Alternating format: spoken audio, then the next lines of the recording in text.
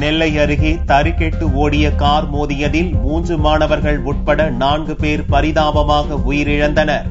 5 மாணவர்கள் படுகாயமடைந்த நிலையில் மருத்துவமனையில் சிகிச்சைக்காக அனுமதிக்கப்பட்டனர். நெல்லை மாவட்டம் நாகர்கோவில் புதுக்குடியிருப்பை சேர்ந்தவர் மரிய ஆரோக்கிய பாபு தனது தொழிற்சாலைக்கு தேவையான மூலப்பொருட்களை வாங்குவதற்காக நண்பர்களுடன் காரில் நெல்லைக்கு வந்தார் மரிய ஆரோக்கிய பாபு.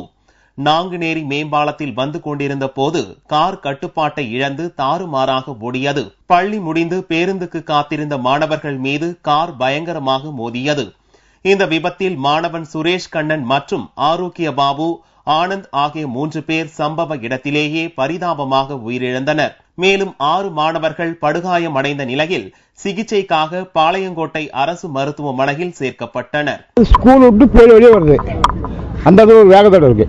அந்த வேகத்தில் வரும்போது அதில் வந்து இந்த வண்டி டயர் வெடிச்சு வண்டி பள்ளிக்கூடத்துக்குள்ளே போயிட்டு பள்ளிக்கூடத்தில் போய் 5 பேர் அடி ரொம்ப இருக்கு. ஆனால் சேதம் எதுன்னு ஒன்றும் சொல்ல முடியாது. ஒரே ஒரு பையன் ரொம்ப மோசமான கண்டிஷன் தான் இருக்கான். இந்த விபத்து குறித்து நாங்குநேரி போலீசார் வழக்கு பதிவு செய்து விசாரணை நடத்தி வருகின்றனர். விசாரணையில் மரிய ஆரோக்கிய பாபு குடிபோதையில் இருந்ததாக கூறப்படுகிறது.